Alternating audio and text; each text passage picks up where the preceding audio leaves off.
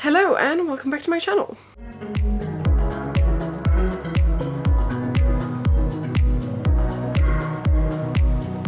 Today we're going to be doing a super interesting video I've been wanting to do for a little while now.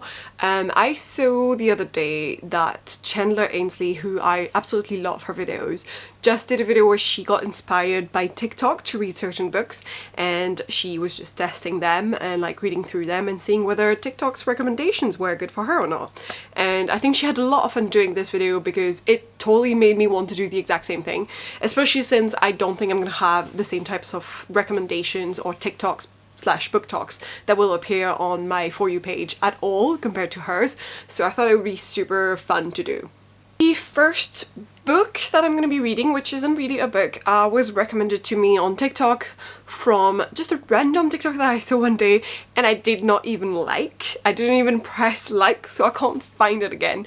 But I have seen other people on BookTok talking about it, and it's actually a manga, or it may very well be a manhwa because I'm not sure whether it's Korean or Japanese. It's been a super long time since I've read both comic books in general and mangas in particular, especially since I don't really want to buy those anymore because they tend to be like taking a lot of space, and just they're small volumes and you have a bunch of them and then it takes over your fucking place. And I used to collect some when I was younger, when I was in high school. I was a huge fan of Cardcaptor Sakura. I had a lot of Sailor Moons and I had all the Nanas as well. What else did I have? There were so many that I really enjoyed, and then I also really enjoyed the more boys type of mangas actually, but my brother owned them, so I would just like read his and just go through his collection as he bought them. And I haven't been reading mangas in so long, so when I saw that on my page and it just sounded like kind of cute and fun and just fast-paced, I was like, yeah, I kind of want to read that. And then I thought I need to make this into an actual video because that would be so much fun. But my problem has been that apart from this one that I didn't even like and I can't find it again, I haven't seen any book talks on my For You page. I am a huge fan of books. I have a fucking book channel, but I can't find any book talks on my own. So I had to go into the hashtag and just press, like on any book talks that I thought were, my vibe or something that I would be interested in, and slowly but surely try to build up this way so that the algorithm of TikTok would know I am interested in book talks. Please send them my way and let me go into that side of TikTok.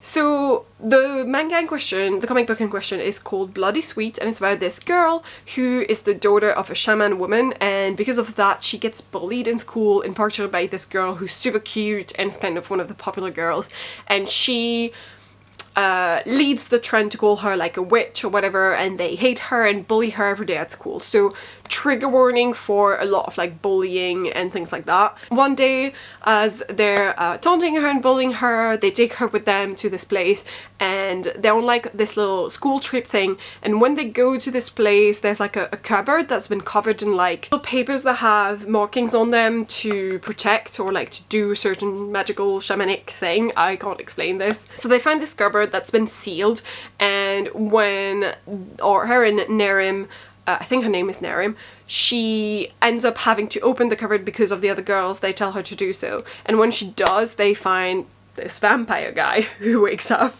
As soon as he wakes up, I think some sort of bond creates between him and our main character Nerim, and they just become like linked to, but mostly he kind of slowly builds up her confidence again and makes her, believe in herself more than she did before because of all the bullying. So this happens, and then on the other hand there's another guy who like keeps, bumping into her, who she knew from her childhood, and he's grown up now and he's also very hot, and he's like a year younger than her or something, but he keeps, trying to contact her and get in touch with her because it's pretty clear that he's got a little bit of a puppy love towards her, and that guy also kind of like builds up her confidence as well, and these two guys are kind of slowly making her break out of her shell. So this is pretty much the story. I started reading it recently, and This series is officially complete on this website called Menta. This is like an app that you can download on Android. I don't know about iPhones, but I'm sure it exists as well. And here is, you know, the little drawings for on the app on Menta. And basically it says it's a completed series at 86 episodes. There's 2 seasons. So I think I'm going to be reading the entirety of it so that I can say that's like one book, if that makes sense. I feel like that would kind of be fair in terms of quantity for this, and then after I've read the entirety of this I can get on to the next book. So the next book that I'm going to be reading is because, like I said, I had been looking at existing book talks that weren't on my For You page and just going through the hashtag, and I found 2 that referred to the same book that I quite enjoy watching the book talks of. And the book in question is Crave by Tracy Wolfe, and I figured if I see it in more book talks then it's probably because it's quite popular on TikTok, on book talk.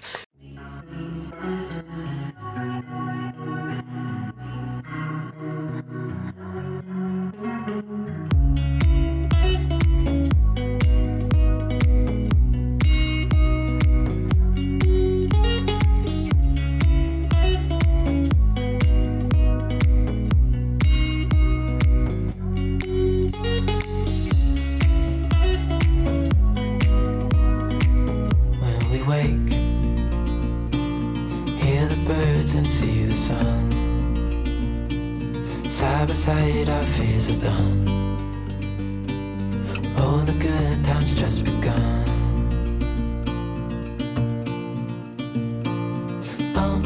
We know what we have, let's hold on tight.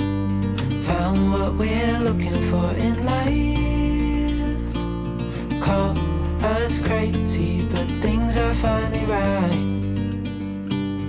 You and I, the view. So I'm going to be reading that book as well, and it's basically considered to be, or said to be in the synopsis, the Twilight of our generation, which I don't think they mean me because I'm 30, so they mean the younger generation or whatever, I don't know, but like the new Twilight or whatever.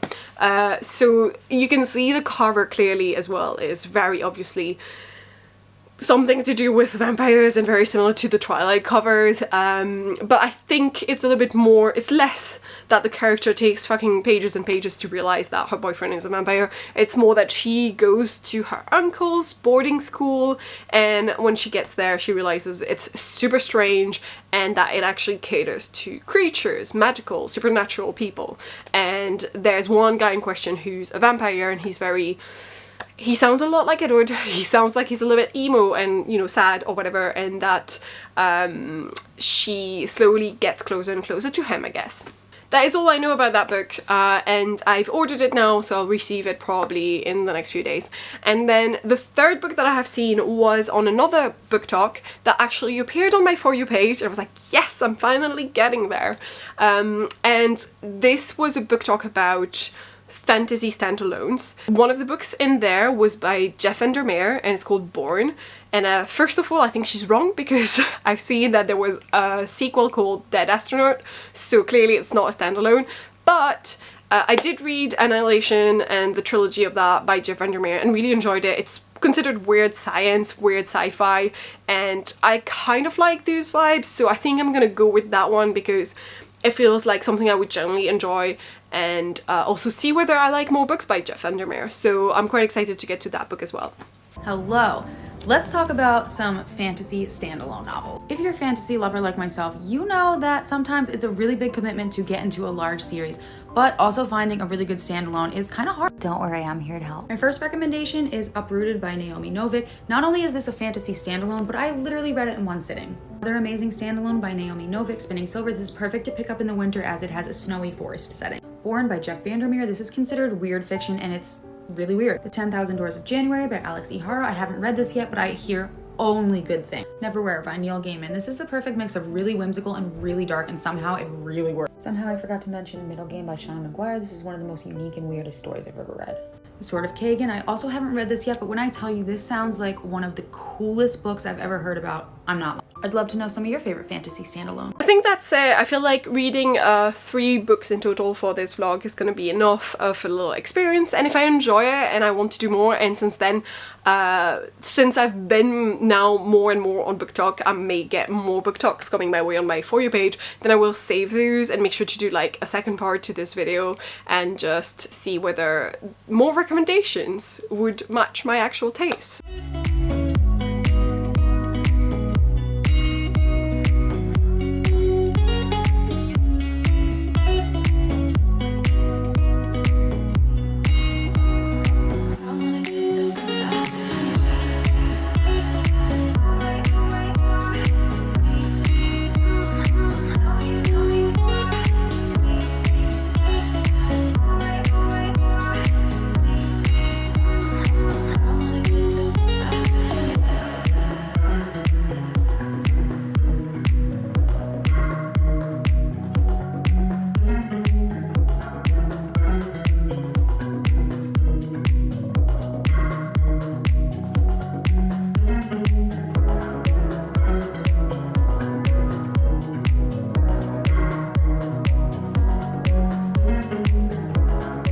So I have now reached the end of the first volume for Bloody Sweet, and I really enjoyed it. I didn't really realize that each season, as they call it on Menta, or volume as I've seen on Goodreads, is actually like a proper like book in itself, a proper story, but I do intend still to read the second one, so I thought this is halfway through, I can actually already talk about it because I've just read an entire story and I've reached the end of it and the conclusion to it.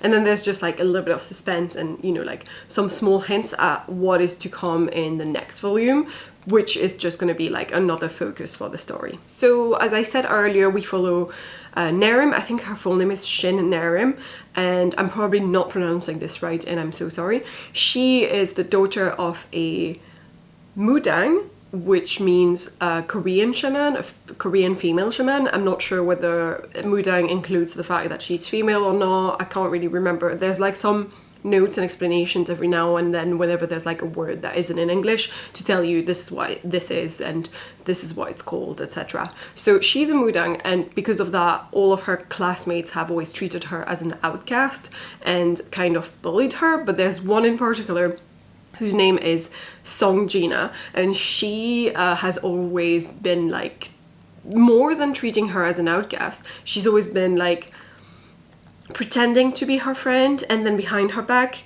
almost launching people at her and like setting them up on her, because she's almost the instigator, the person who starts everything and the proper actual bullying, but without doing it herself. She's like the person behind the scene who tells others like, oh, Shin Narim did this today, or she was flirting with your boyfriend yesterday, or she's always the one saying things to the right people in order for those people to, you know, bully Shin Narim. So it's been an interesting read, but as I said as well, there is a lot of trigger warnings if you ever want to read this, because it talks heavily about, you know, bullying and, you know, the kind that makes you want to kill yourself, because there is also a trigger warning for suicide, and then obviously there's a trigger warning for depression in general and anxiety and mental health issues coming from these problems that Shin is facing at school. So, you know, the bullying, the heavy bullying, but also the fact that, and this is what gave more depth to the story, I find,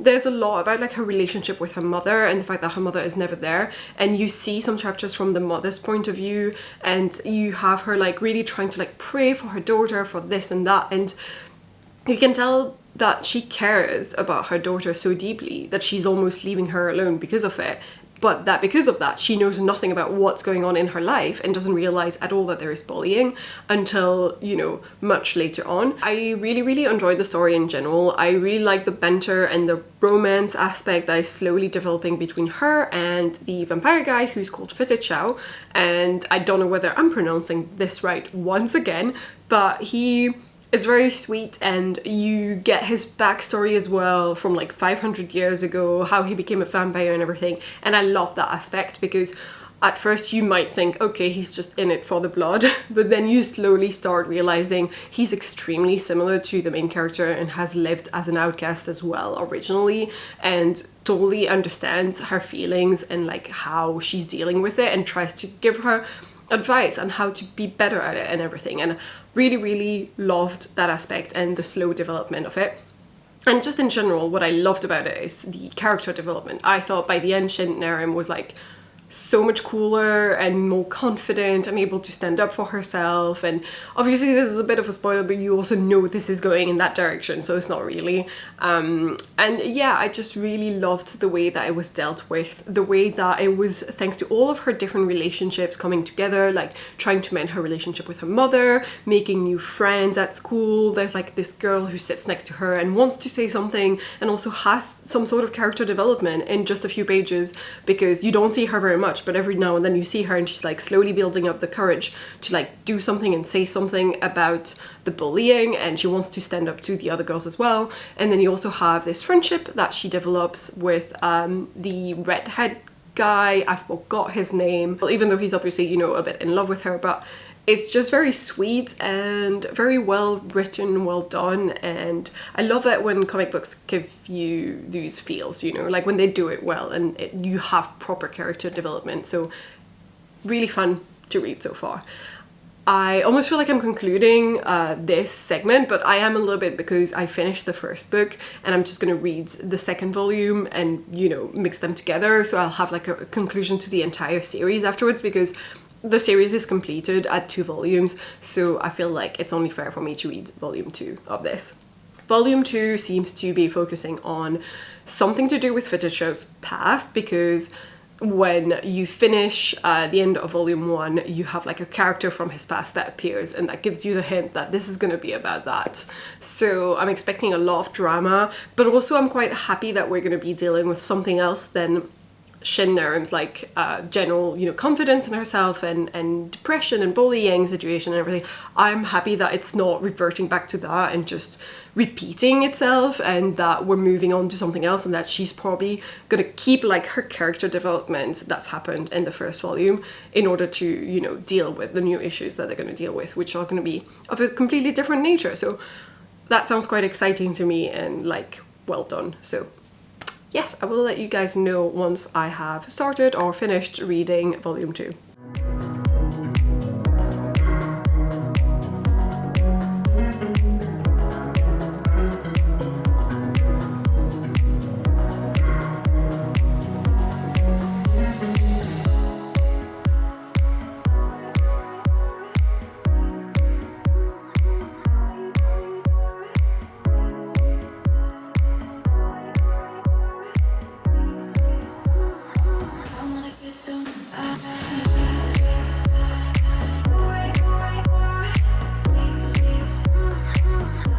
I have now finished reading volume 2 of Bloody Sweet. So let me just walk you through my thoughts. So overall, I really enjoyed it. I thought it was just such a cute and fun story, and it reads really fast because it is a comics books, and I'm just like not used to reading comics anymore, and so I don't remember what it's like and how fast it goes, because you don't need to be reading paragraphs upon paragraphs of text and descriptions. So when you read it, you can kind of be watching something in the background. So I kind of like read this while watching episodes of Criminal Minds, because neither of these felt like they needed 100% of my attention. Maybe, you know, like 80 here, 20 there. Overall, I really enjoyed the fact that this second volume focused more on Fete Chow, which is the vampire guy who falls in love with our main character, because it just felt like he deserved a little bit more attention, a little bit more background story, and a lot more character development, which he gets, so that made me really happy. I would say though that the only thing that kind of disappointed me a tiny bit is that we are told from the very beginning in the first volume that our main character, Narim, is the daughter of a Mudang, which is a female Korean shaman person who basically communicates with spirits, and is kind of someone that people go to see almost like a fortune teller, I think. They kind of go to see this person thinking this person is going to tell me stuff about my future and my love and everything that I can hope for in life or whatever, and whether there's any bad spirits attached to me and what I could do to change that. So she is the daughter of a Mudang and herself meant to become a Mudang at some point in life, and that's why when she first meets Fidechao, the vampire, and she gets linked to him because he accidentally drinks her blood or something, he becomes her servant, like she becomes his master because she's a witch according to some standards. We are told throughout the first and second volume that she's quite a powerful one and that she has a lot of internal powers. Knowing all this, knowing that we're in a universe where vampires are real and have vampire powers, like Fidechao can fucking fly. He's got wings that pop out of his back and he can fly, and they, you know, vampires can drink blood and remain immortal thanks to this. And yeah, he's like 500 years old, I think, in this book. All of this indicates to me that the supernatural is real in this universe of this comic book.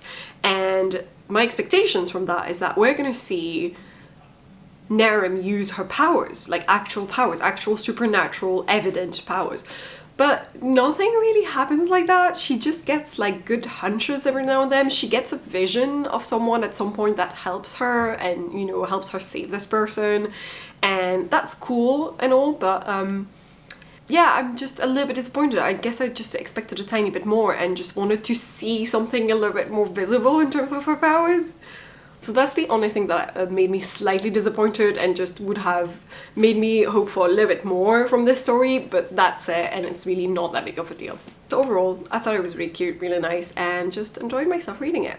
And I feel satisfied by the ending as well. I didn't feel like anything was missing from the end. I wouldn't have minded having more stories with the characters because they were very cool and enjoyable to watch and read from, but it also didn't make me think like, oh my god, this is it, that's the end, and I'm never going to see them again. So it was kind of like oh yeah, I feel okay about that. So both volumes I rated 4 stars, and I think that's fair because had I thought, wow, I'm desperate for more, and I'm so sad that this is the end, I would have rated it 5 stars. But I just felt like satisfied. I was just like, I'm content with this. This was fun and cute and I enjoyed myself, and that's it. I guess 2 points for TikTok so far. Good recommendation, I guess, from this one TikTok that I cannot find again. So unfortunately I can't play it for you. But let's get on to the next book, I guess. Hello again. It's been a little while since I've read the comic novel, graphic novel, comic book, whatever that I talked about earlier in this video, but now I'm finally gonna plunge into the second read that TikTok recommended me, which is Born by Jeff Vandermeer. I'm gonna take off the jacket. This is the naked book. It's very pretty. It's got a bit of gold. So this book is 323 pages, which is not too long, so I'm quite happy about this because I think it's probably going to be very strange, a little bit intense, and more science than anything else from what I remember of reading Annihilation. But the thing is, Annihilation, I read really fast. It was an easy read, which is interesting. So I'm hoping I'm gonna have the same experience with this one. Although my only worry is that the synopsis did not wow me that much. I was just interested in it mostly because I've read the author before and because it fits into this TikTok made me read category. So if that's the only 2 reasons I want to pick up this book, I'm not sure it's enough for me to enjoy it. In the past, I have made that mistake of picking up a book because everyone else was talking about it and I was like, I'm not that interested in the synopsis, but I'm gonna pick it up anyway. And then it was a mistake.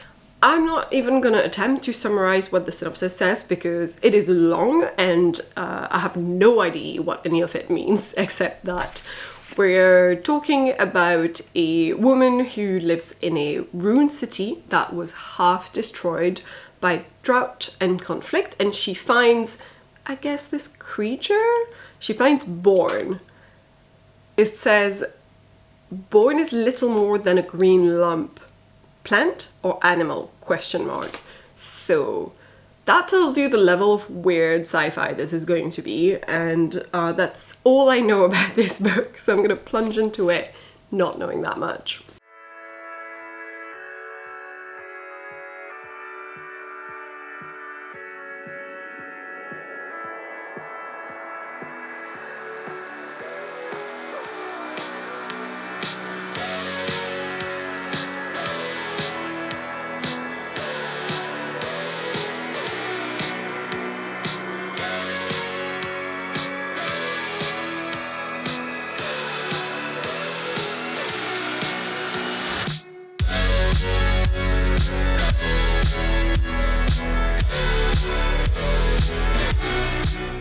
Okay, so I have read the first 100 pages of Born. I'm actually at page 113. The way the chapters are divided is a little bit weird. It's not really, it doesn't have chapter 1, chapter 2, etc. It just has titles and it's like in the flow of the text. So it looks like this. And they're descriptive of what happens in the chapter, I guess. So it just says like, here, what we brought back to Wick. Earlier on, it says something like, what happened when I went outside again? Things like that. So it's very strange and interesting. I mean, I don't mind it. I think it's prescriptive, it's fine. Like, tell me what's going to happen, and then I have to guess a little bit, and then I read it and I'm like, oh, didn't guess that would happen. So I quite enjoy it. This is just one of these books that is super strange type of sci-fi and very hard to explain, but basically extremely similarly to what happened when I read Annihilation, the trilogy of the Southern Reach. I did not really know what to expect and what I was getting into, and I kind of wasn't that interested in the synopsis, but was like, this cover is cool, this sounds kind of weird and strange and interesting, I guess I'll give it a go. And then I read through it and I was like, wow, I'm plunged into it now. I'm just gonna keep going, and I don't even know why. It's not even like I'm thinking, oh wow, I love this main character and I'm rooting for them so much or this or that. It's just intriguing is like the best word I would use for it, and this is exactly what happened in Born as well. I did not personally think that much of the synopsis or think, wow, this is the story that I really want to read. And then I started it, and then I was like, wow, the writing style is pulling me in, and now I guess I'm in. So I think maybe that's just something that is particular to Jeff Vandermeer's writing style. And talking about writing style, actually, that is something that I love.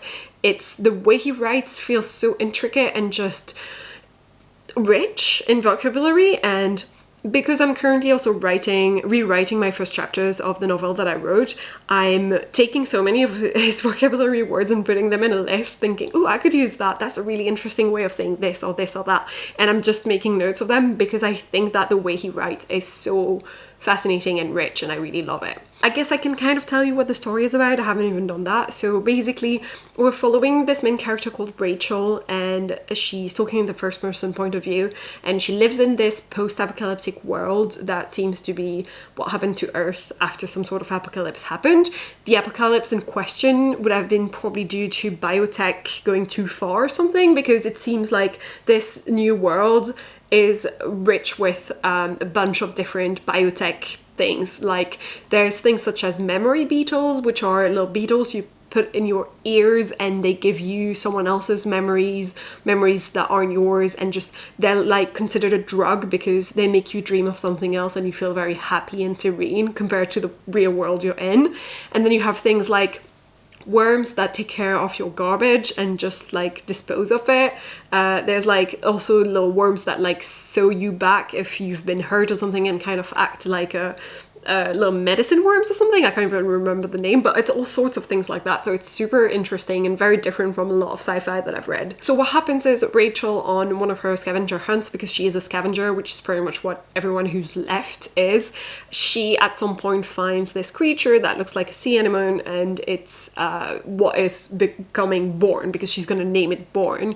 And she treats it as a child and realizes that it's so much more than a sea anemone, and it grows and changes shape at will and starts talking to her and acts very much like it's her kid, really, and she feels fiercely protective of it and everything, but it's also quite dangerous. And at some point she gets attacked by a bunch of children who, by the way, are like the worst in this world. They are pretty much not like our children anymore. They're pretty much just completely changed because they were born in this post-apocalyptic world and they're already a part of it, and they're complete awful monsters pretty much. And she gets attacked and tortured by them for hours, and then at the end they leave and decide to take Born with them. And then at some point she finds Born in the hallway and the children have disappeared, and Born gets like, because it has like a bunch of eyes, and one of the pairs of eyes is the same that she recognizes from one of the children. So she's like, oh, so like you ate them. Cool. He's kind of like a weapon in a way. And this other character called Wick, who's very much her lover slash friend slash boss as well, because he's the one who directs her to go scavenge on some things, because he used to work at the company with a capital C, which is pretty much the thing that started all the biotechs and destroyed the world and created the apocalypse in a way. He is now just working on creating things like drugs, the beetle memory thingies, and a lot of other things like that. And she kind of works alongside him, but also treats him like her best friend, because it's kind of the only other person she really interacts with. And he is very conscious of Bourne being potentially too good in a way that worries him, because he's like, he doesn't secrete anything, like he doesn't reject anything, so he will eat, he will drink, he will take things in, and nothing ever comes out of his body. Like he doesn't poop or like pee or anything, and that makes him the most efficient creature ever. So that's what worries Wick, this other character. There's a lot more stuff to talk about, but yeah, it's a very complex world. I should also mention, I guess, one of the main reasons they have to scavenge and be very careful when they go outside is because of Mord, who is this gigantic bear-like creature who's so huge and can fly. And was created by the company and kind of went berserk and left the company and decided to go on his own after a while, which is pretty much, I think, what started the apocalypse. I'm not sure, but it's something similar to that. So it's fascinating. It's just loads of crap is happening and I don't understand half of it, but it's very interesting, and so far I'm really enjoying it. So I guess I'm just gonna continue reading it and tell you if there's anything else of interest that happens that I can talk about without it being spoilers.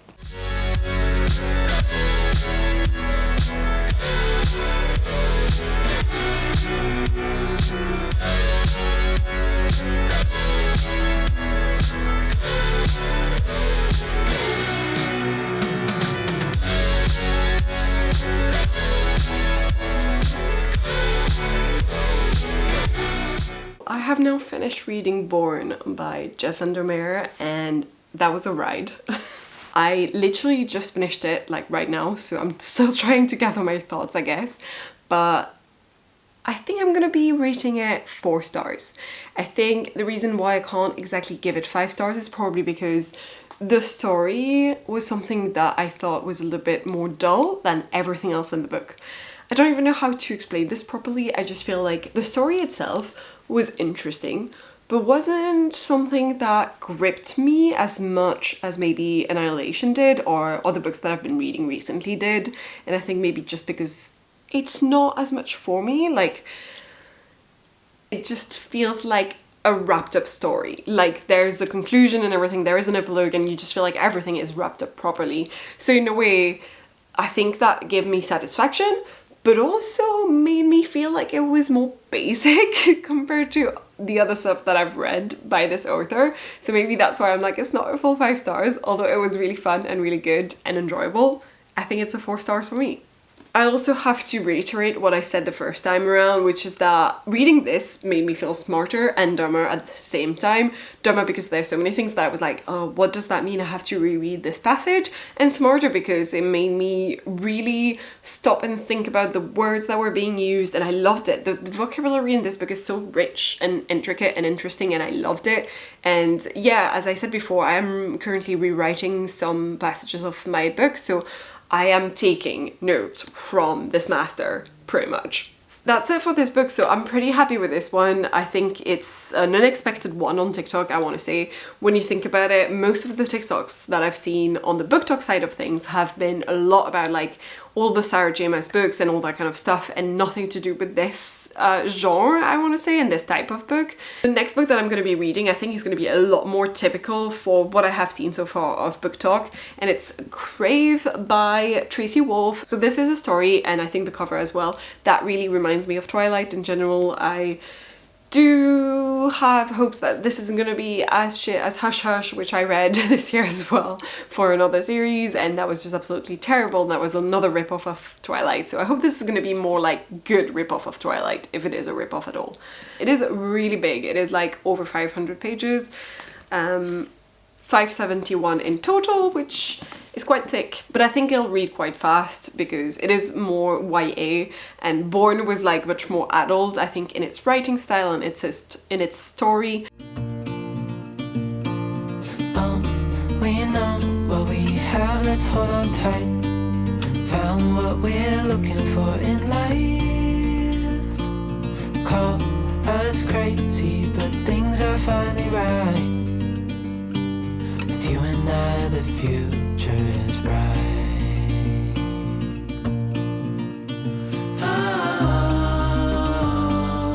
You and I, we got it. We don't need no more. Even in the hard times, you and I can weather any storm before sleep. Okay, so I'm here to talk about Crave because I have reached page 103, so chapter 13, and I've decided to stop completely and DNF this book. So let me explain. It is now the month of April, already the 8th of April, so I'm a good week into the month and I still haven't read a single book of my official TBR for the month of April yet, because I started this one thinking I can fit this one in. It looks like it's gonna be, you know, teenage drama, vampire stuff, and I can read this pretty fast. But it just put me in a reading slump, and I haven't been able to pick it up for the past week, even though I was stuck at like page 50 or something. So now I finally finished reading the other 50 pages of my first 100, which is what I normally like to do to give a proper chance to a book.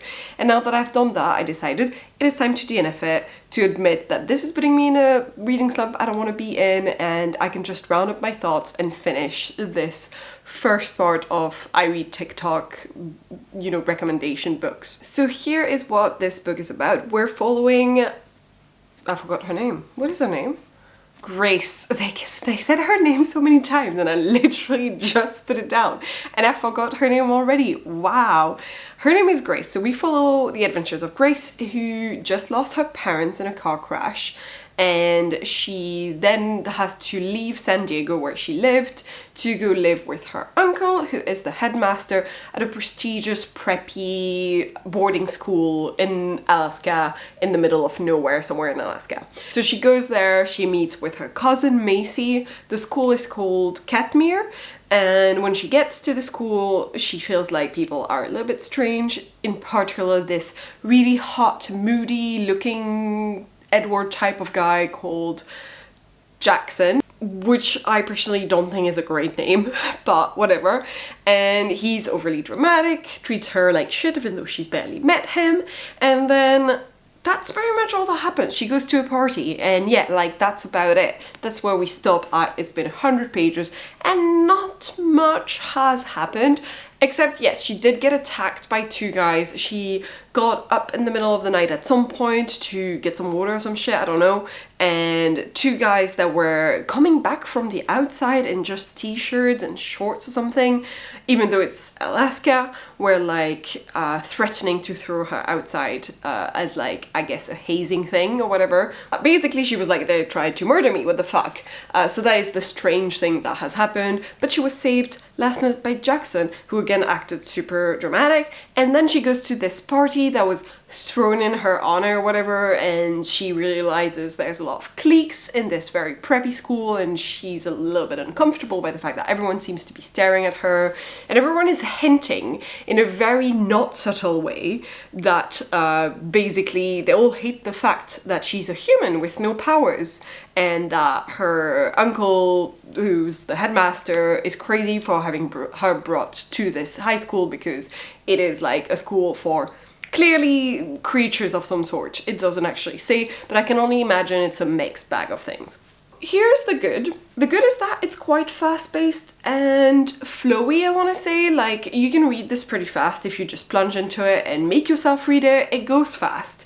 And I guess the very beginning had me intrigued enough. I was like, maybe it's gonna be a little bit fanfiction style, but in a fun way. Sometimes it's in a fun way. Sometimes you want a little bit of a Mary Sue, right? Like sometimes it's exciting to be like, oh my god, she's gonna get the attention of all the guys and it's gonna be just fun to read, right? But this wasn't it. So I'm so sorry because I said that was the good part, but it's also the bad part, and actually there's a lot more in the bad part. So here's why I'm DNFing this book. First of all, Everything from the moment she meets this Jackson guy is just ridiculously dramatic, like ridiculously dramatic. At some point, he like leans over as if he's gonna kiss her, but then at the last minute changes his mind or something, or like tricks her into thinking he was gonna kiss her when really he was just going for her ear so that he could whisper in it, "You don't know anything," or something like that. And then he leaves. And that takes an entire page of description for this dramatic moment, which is out of fucking nowhere. And everything about him is this dramatic and it's just ridiculous. It's kind of funny. It's like to the point that it's actually funny, but not sexy. And I think the point is for it to be sexy and it just isn't. Cringe is the word that I would use for most of the passages in this book. But also there's a point where Jackson is described as having longish bangs that at some point split, where she can finally see that he has a huge scar going from his eyebrow to the corner of his mouth. And I was like, how long is his fucking hair? Like, is he the girl from The Ring? Because that is what I'm fucking picturing when you're saying his longish bangs split apart and you can see a scar that is running the entirety of his fucking face. That means his hair is down to here. Like at least to here. That's his bangs. What? This is Jackson. This is Jackson's hair. I'm very confused. So I'm getting into another situation where I'm getting upset by a book the same way that I was by reading Hush Hush, but the difference is that Hush Hush was like 300 pages or so, and so I was like, yeah, I can read that, that's fine, and I forced myself through it, and it was entertaining in a way for me to point out all the issues that I had with the book. This one I was like, this is over 500 pages, I'm not doing this to myself, I have other books I want to read, I'm already getting into a reading slump because of it, so I'm not going to do this, I'm going to stop now at page 100. I would say that everything is too long, everything is taking too much time, and that's probably why it's 500 pages. It really just doesn't need to be. I don't know whether this was independently published originally. My point is it doesn't feel like it was edited whatsoever. It just feels like nothing was cut off from this book, and that's why it's so long. And it feels like it has a lot of scenes that are completely without purpose and serve no real purpose in the storyline whatsoever, and just feel a little bit extra for nothing, just for more descriptions of. There's like literally a paragraph this big about her going someplace, so you just have like, and then I turned this corner, and then I went down those stairs, and then up those stairs, and then turned that corner, and I was like, really, is that fucking useful? Like, who wants to read this? Like, no, this is just boring me. So this is why it's 500 pages. I started really feeling like this was going more and more downhill, even more so than the first 50 pages, when I read the passage where she's going to this party that was thrown in her honor or whatever. And first of all, she says that she doesn't own anything else than a mascara and some tubes of lip gloss, but her cousin Macy was wearing a full face of makeup on a snowmobile, so she wonders what her party look is gonna be like. And I was like, judgy much? Also, are you not like other girls? Because I have a feeling that maybe you're not like other girls. And oh my god, I just cannot.